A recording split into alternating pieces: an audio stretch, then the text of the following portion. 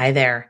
I want to invite you to a super special free live training that I am giving with my friends at QGive on Thursday, July 21st, all about creating a future-proof nonprofit social media strategy. You can register right now for free at www.bit.ly/QGive and Julia.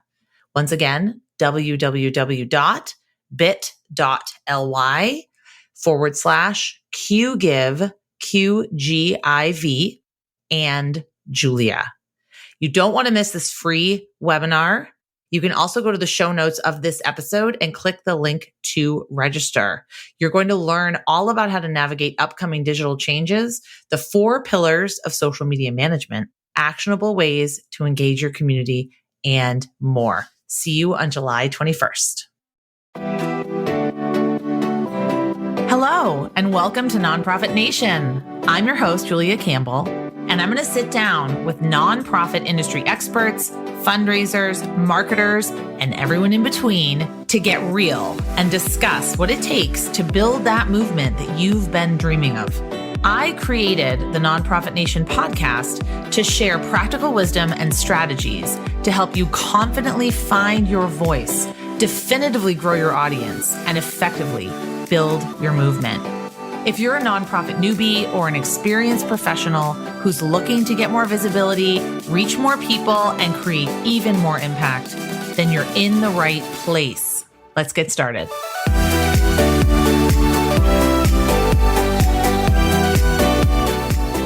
Hello, everybody. It's a new episode of Nonprofit Nation. I'm so excited that you're here with me today. I'm your host, Julia Campbell, and I am fangirling out. I have one of my favorite entrepreneurs, business owners, and marketing geniuses on the podcast with us today.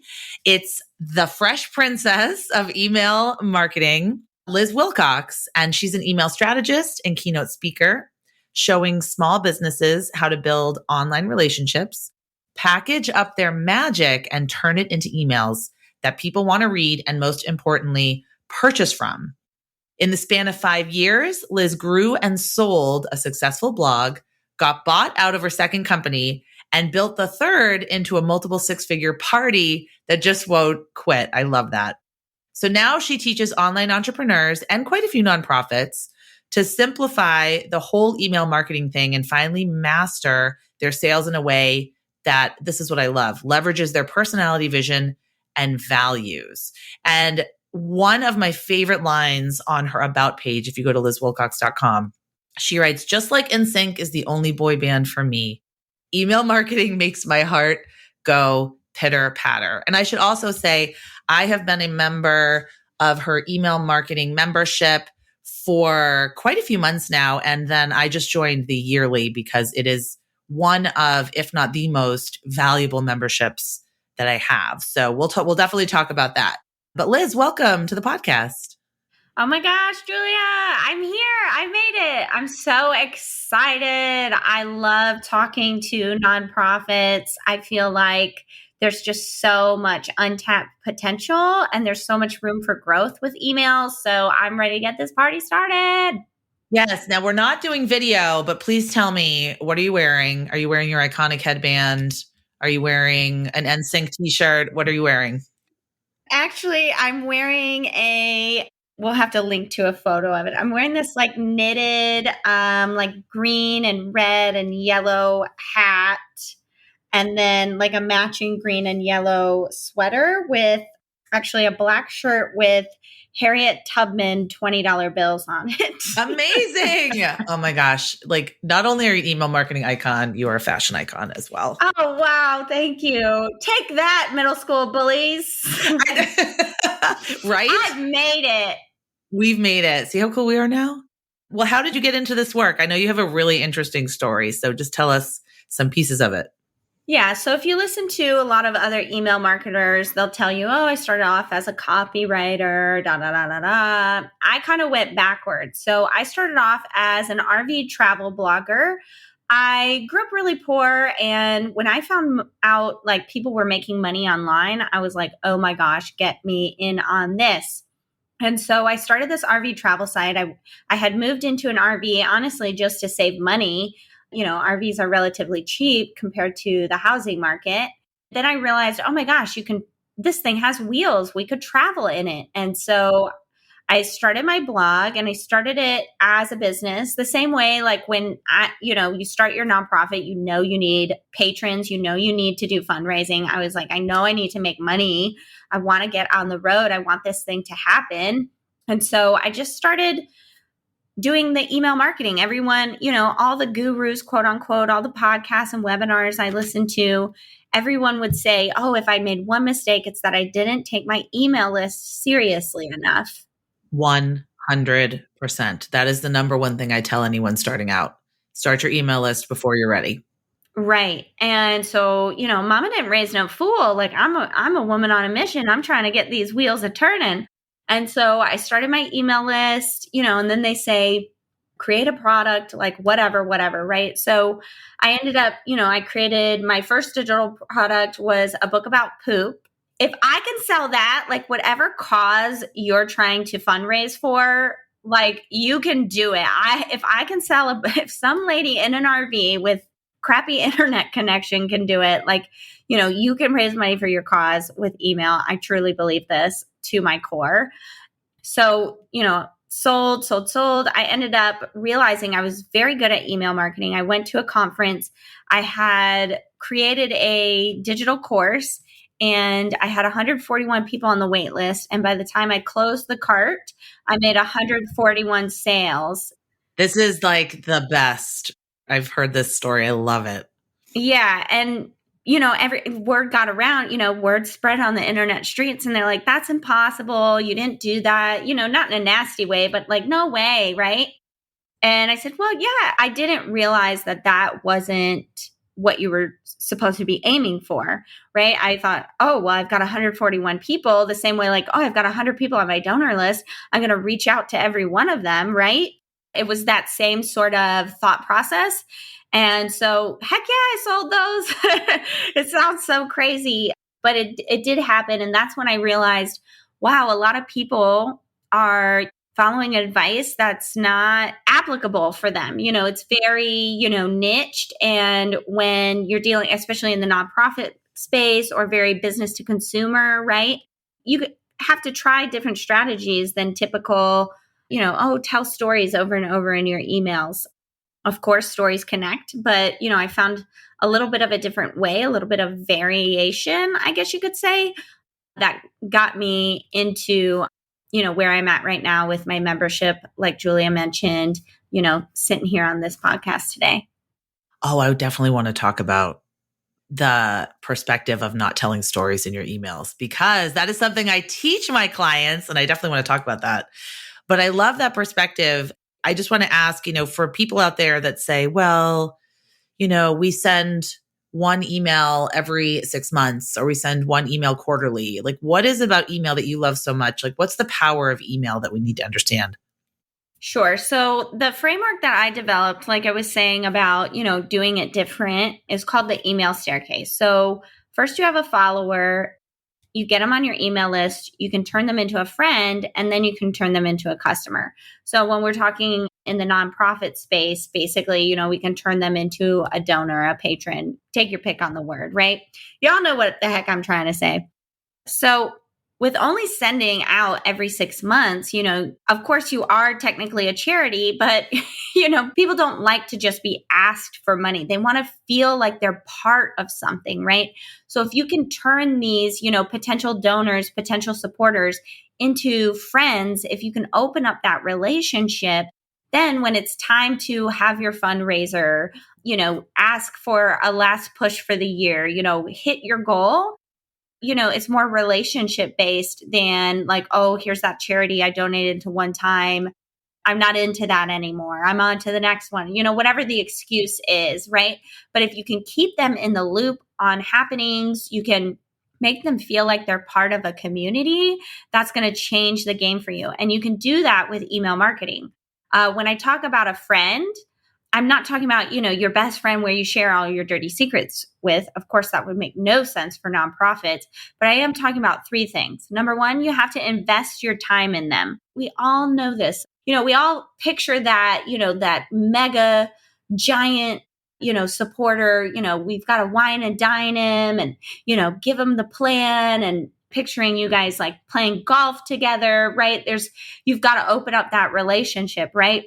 You're investing time in that person. You can do that with email marketing. Invest your time in them. Make it obvious that, you care about them. You want them as part of the community and that you've invested your time, and then they will invest back into your nonprofit. So the second thing is to share in a relatable way, right? This is where you could tell stories or, share different, what's the word I'm looking for? Sorry, it's early in the morning at the time of this recording. Testimonials, or data, statistics. Yes, thank you. Amen. Julia, Sure. She's good, isn't she? Let's give her a round of applause. Oh yeah, it's early for you. I forgot. I'm sorry. It's all good. Let me take a sip of this Coca-Cola real quick. Oh, you're not drinking your Mountain Dew that you normally drink? Oh, yeah. So Julia didn't tell you. I'm obsessed with Mountain Dew, only from the fountain. And my typical Circle K that I go to, the left side of the fountain machine is like broken. So I've been having to get Coke out of the right side.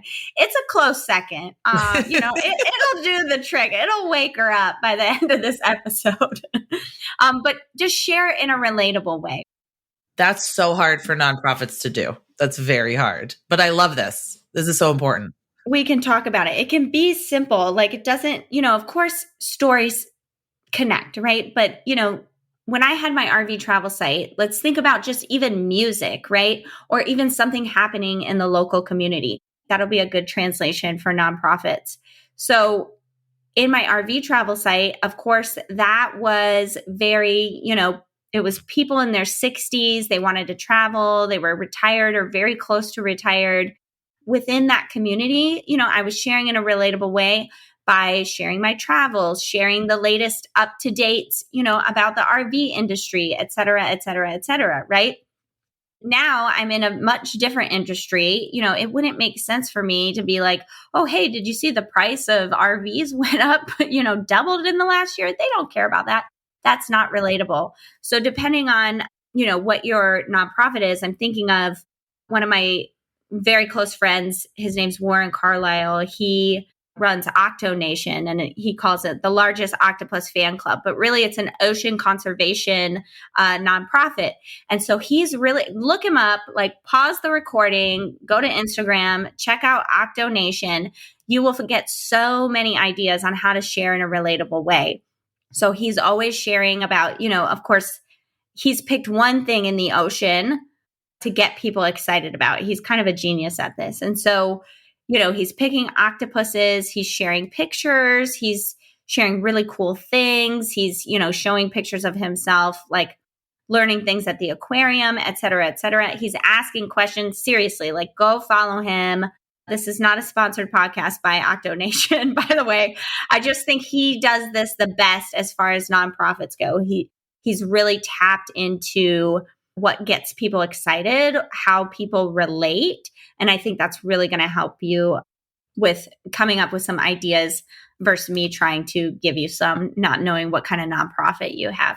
And then the third thing, and this is the ding, ding, ding, ding moment, stay top of mind. Like Julia said, you can't just email every 6 months, snap. It's Black Friday or it's Donor Tuesday or whatever the day is, Giving Tuesday. Yeah. If they haven't heard from you in 6 months, they don't believe you've invested time in them. They don't believe, you're relatable, right? They just think, oh, this person's trying to get money. Like, I get it. Even if their heart is there, even if they love your cause as much as you do, right? We've got to invest. We have to share in a relatable way and stay top of mind, right? Especially when we're asking people to donate.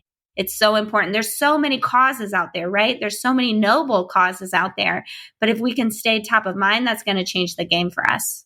So how often do you recommend sending emails? And I think I know the answer. And this is something I really try to convince a lot of nonprofits to do. And it's like kind of like pulling teeth, but how often do you recommend sending emails out to your list? Okay, so think about who your person is, like who is on your email list, who's on your contact list, how busy are they, and how already italicized are they committed to your cause. And so think about that answer, and then how committed do you want them to be? And then you're going to have your answer. Of course, the typical advice is once a week. But if that seems too impossible, I'm not going to try to convince you to do once a week right now. What I really want you to just give it a go, give it the old college try. I'd love for you to send out a newsletter once a month. Just make sure you're proving that you're investing time in them, right? Maybe you share, like Julie said, some stats, some data. You show some photos of what you've been up to. People want to see that behind the scenes stuff. So the newsletter can be that typical, what you think of a newsletter as, and give a little personal update in your email. And this is like, what's going on the board? What recent drive have you had? Anything that's going on. People love to see that. They want to see that you're not just asking for money, like their money, if and when they donate, like their money is going to something cool, something that, supports the cause, etc. So any sort of details like that. And then you can share like what's upcoming. And so if you can structure it that way, once a month, start to, invest, share, stay top of mind. I do encourage you to try twice a month after that, but I really, really, really, really, really, really want you to try once a month. Once a month, I think, is very manageable. And the pushback that I usually get from a lot of my clients and a lot of the nonprofits is, well, I don't want to annoy people. I don't want to bother people. And I think you have a fantastic perspective on how email can actually be something that people look forward to and want to receive and actually will open. So do you have any tips on how we can increase our open rates, like get our emails actually opened and read? Yeah. So first I want to just reframe this idea of like annoying. I hear it every day. I mean, email is my life. Oh my gosh, Liz, email sucks. It's so annoying. I have 10,000 unreads. What makes you think anyone's reading emails anymore? I hate emails. No, you don't hate emails. You hate bad emails. we all hate spam. And that's why I'm emphasizing you have to show that you're invested. So the inbox works the exact same as the mailbox, right? So think about any donor gifts that you send out, like thank you gifts, right? If you just send out a card, thank you for your donation. It's super mass produced, it's that they're going to throw that in the trash, right? But if you created something custom, if someone did a gift, you had a handwritten note or something like that, that's going to stand out in their mailbox, right? Oh, oh gosh, I'm so glad I donated. These people got it going on, right? And the next time you mailed them, they're probably much more likely to open it, right? It's the exact same thing in the inbox. We all go into our inbox looking for something that we want to open. It's not a mindless scroll the same way as social media, right? We are actively searching for something that we signed up for, right? Like, oh gosh, that's a bill. I'm going to open that tomorrow. I know it's not due yet. Oh gosh, that's spam. I thought I unsubscribed. Holy crap, Julia Campbell. I'm going to open that right away, right? She's invested time. She's followed this email staircase to get you to that response. So in order to do that, I really recommend just a proper onboarding sequence. Whenever you get a new lead, whenever you get a new email, you've got to onboard them the same way, if somebody donated to you, you would send them some kind of gift receipt or, whatever your process is after that, right? You have some sort of process. It's the same when someone signs up for your list. So you can call it an onboarding, nurture, welcome sequence, whatever you want. But you have to have something proper to get them to, oh my gosh, Liz, she sent me an email. I'm going to open that, right? Does that make sense? Can't tell you how many times I subscribe to nonprofit email lists and don't get any kind of welcome email or any kind of welcome sequence. So that's something I work on with my clients to say, look, if someone gives you their email, like you really have to treat it like gold. Because think about that. We don't give our emails out anymore to anybody unless we know that there's value there for us. I try not to give my email out, and then I try to cull my email list, but I have several newsletters that I read every week. So we have to treat that person like gold. What I think happens is we lump them into our generic email newsletter list, and then maybe the next thing they get from us is a fundraising appeal, but they still don't even really know what we do. So how long do you recommend a welcome sequence be? Is it 1 or 2 emails?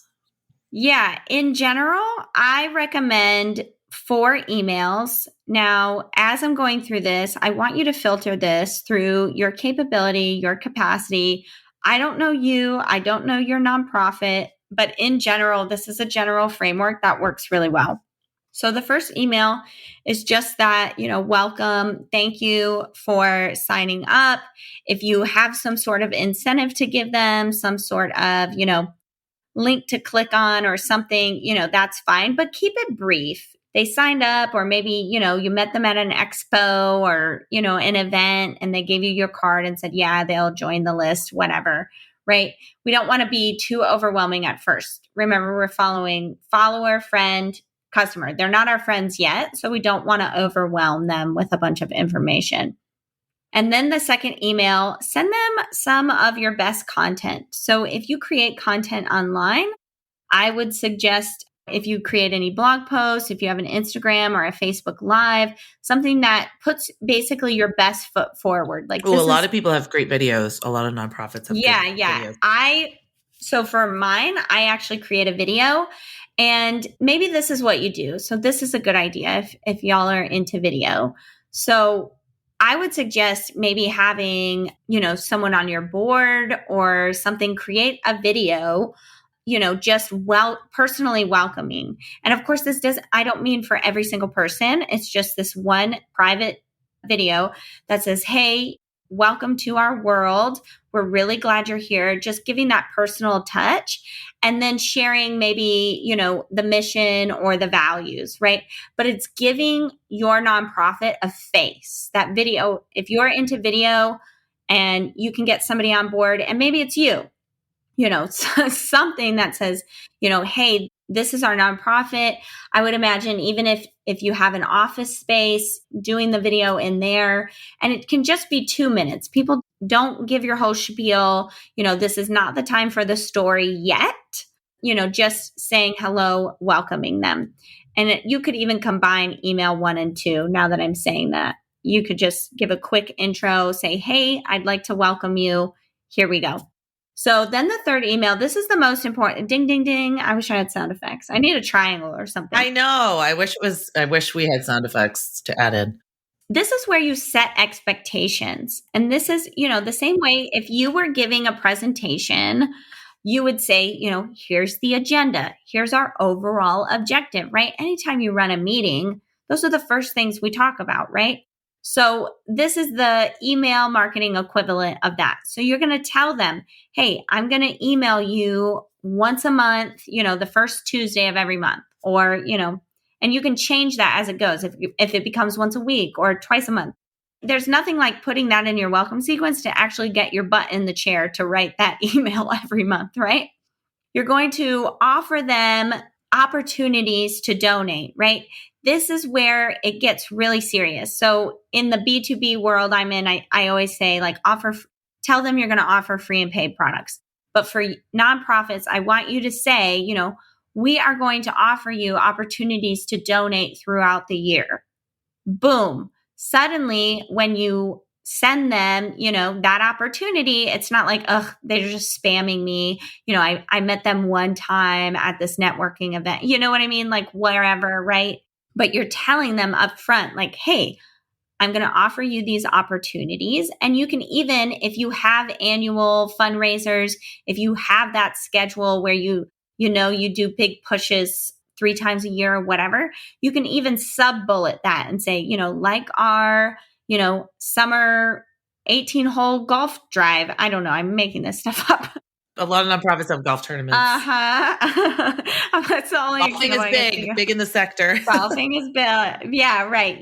Like our, end of the year, fundraiser, whatever, our Secret Santa, whatever opportunities you have, right? And that way they know right up front the expectation and they know what is happening within the organization without you having to tell some sort of story or, give this long spiel. You can also, our objective is to stay top of mind. If you are doing any sort of social media, this is where you point them to that, stay in touch, like our Facebook page or, check out our Instagram for, I'm thinking of if you're a nonprofit, you do, makeovers for women with cancer, check out our Instagram for our makeovers. They're really inspiring, something like that. You're sharing what you do. You're leading them over to social media. You're telling them when you're going to ask for donations up front, right? And you're telling them when the emails are going to come. And then the last email, this is where the nonprofit space can really shine. This is where you share that story. And it doesn't have to be big and long. It just has to, you just have to share your big why. Share that passion with people, right? Whoever your founder is, maybe you get with them and, you craft a story. This only has to be 600 words. I do not recommend waxing poetic for pages. It's an email, it's a newsletter, not a novel, I always say. But sharing that passion, sharing a little bit of that founder story, why we do what we do, right? I know going back to that Octonation, I'm going to butcher the story, but the founder, he really believed, I believe in ocean conservation, but it's so hard to get people to care, to rally behind a cause. And to wrap their brain around it because it seems so insurmountable. It seems so big. Mm-hmm. But I know people love octopuses. So I'm going to start this fan club. And because we love octopuses, we are then going to love the ocean. We're then going to save where they live, right? And so what is that passion and, behind it? What is that founder story? Why do you do what you do? And really connecting with the person on the other end, opening that relationship, right? I know for me, I support Mothers Against Drunk Driving because my brother was killed by a drunk driver. And so the story of how that began was literally a mother whose son got killed by a drunk driver. And, she decided enough, we've got to change the legislation. And that, that's at their core, they're trying to change legislation. That's why they want to raise money so they can lobby with the best of them, right? And so for me, that resonates, hearing that story of how it was created and what they're trying to do. It becomes it becomes personal and it becomes a no-brainer as a donor to, oh yeah, I want to throw my money at that because I have a Mother Against Drunk Driving, right? I hope that makes sense for folks. I want to pull out a couple things that you said. One is that the Octonation, they're not saying, don't support the whales. They're not against other ocean conservation efforts, but they're trying to get their own little corner to get people passionate about one thing and then educate them on ocean conservation as a whole, which I think is really smart. And also would probably get a lot of kids involved, schools. I could see my son loves octopuses. He loves all things ocean. So I think that's a brilliant strategy. But also what you talked about, I think really will resonate with a lot of the fundraisers out there is to find the right people, to find the people that are going to be passionate about what you do and the people that are going to want to join the movement, join the list and to make it personal for them. And to really share your why, constantly focus on your why. We focus so much on the what and the nuts and bolts and we serve this many people. This is what we do every day, which is important to showcase that. But people give because they're invested in the why and they're invested in the solution. So thank you for sharing that. We could talk for literally days.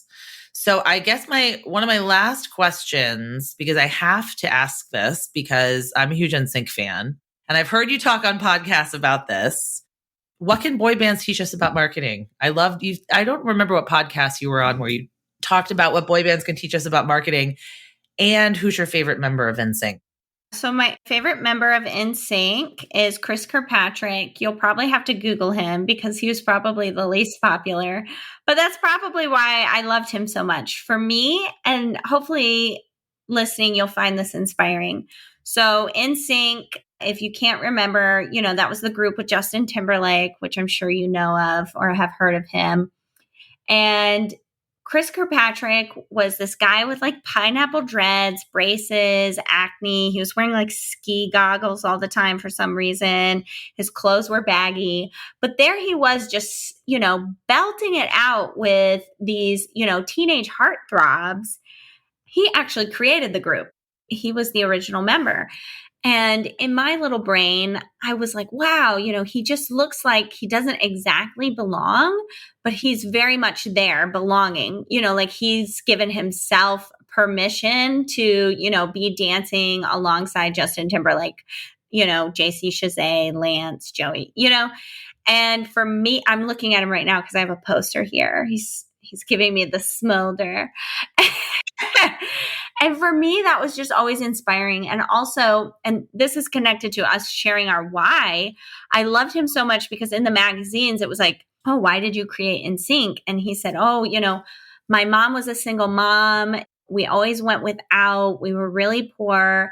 And I wanted to get my mom out of poverty. I wanted her to not ever have to worry again. And she really encouraged me, to not only do that, like to live my own life, but to follow my dreams. Like I could do it with music. Like he tells the story of, I was going to quit college to, pursue NSYNC, to go to Germany or something. And his mom, despite still being poor, him having this deep-seated belief that he had to take care of her, she said, that college is not going away, but this opportunity might. So you should go try it. And again, going back to this is why we need to share our why, like that as a kid, as a little kid, and as an adult who supports their mother financially, that why, like, oh, my heart hurts hearing it right now because I just so deeply connect to it. And so that's why it's my favorite. And so on to your original question about what we can learn, I think I'll leave it at this. The number one thing you can learn from a boy band is to repurpose content. Whatever you're posting on social, whatever stories that you shared at your, most recent event, things like that, put those in your newsletter. Reshare it on social media. If you wrote something 2 years ago, write it again. Tell your story over and over and over and over again. That why, that founder story, that, not like Julia said, not what you're doing, but why you're doing it, and get people to rally around that. Just do that over and over and over again. NSYNC has not made an album in 20 something years, and they are still making merchandise. I just bought brand new merchandise from NSYNC. They really are the kings of repurposing their stuff. They're on Cameo. Exactly. Some of them are. I don't think Justin is, but one of my really good friends for her 40th birthday, everybody pitched in and got her a Lance Bass cameo. Oh, how fun. I know. Oh, trust me, I was very jealous. But you're right. It's just leveraging what you have. Correct. And just putting it out there in different ways. They put out a music video, they put out a single, they turn lyrics into t-shirts, et cetera, et cetera, et cetera, right? Repurposing content is really, really good. And yeah, that's what we can learn from boy bands today. You're welcome. Amazing. Thank you. And I want you to let us know where people can find you, learn more about you. But I do want to just give another plug for the email marketing membership. I found it through Lizzie Goddard and joined immediately. It is a wealth of information. And what I also love about it is I've been pretty good about emailing my list every week. But for people that are maybe hesitant to email that much or need prompts or need like a cheerleader kind of behind them to say, you can do this and here's some suggested language, here's some suggested email subject lines. It's really great for that. So you sort of get this little pep talk in your inbox every week, which I really appreciate and love. And I have a whole separate folder for Liz Wilcox in my Gmail client to save all of your emails. But email marketing membership, it's still $9 a month, right? And you're committed to keeping it at that? Yeah, it's my membership. It's like the Netflix of email templates, I call it. Yeah, I actually have quite a bit of nonprofits in there now, which I love because to me, it's nonprofits need money more than businesses, right? Like we've got to get these things going. And so, yeah, it's $9 a month. You get an email template every single week to your inbox. Of course, rewind 20 minutes ago when I told you once a month, like if you join, you're going to get so many ideas. You're going to understand that email staircase so much more. But if you're just looking to, dip your toes, I'm an email marketer. I would love to have you on my email list. You can go to lizwilcox.com. In the top right-hand corner, there is a hot pink button. It says free email swipes. It's going to show you those 4 emails that I was talking about. So you can actually see what the heck I was talking about. You can use those, take them, make them your own. It's also going to give you 3 newsletter examples. So you can kind of see what's possible, and 52 subject lines. So you never have to write from scratch. It's totally free. Just go to lizwilcox.com, that hot pink button in the top right-hand corner. And if you do nothing else, go to lizwilcox.com just for the incredible 90s graphics, the bright yellow, the pink, the video with your amazing earrings and your incredible shirts. Just check out this website because it's like website goals, like really it is. But obviously sign up for the free email swipes as well. So thanks so much, Liz, for being here. I really appreciate it. Thank you, Julia. This is so much fun.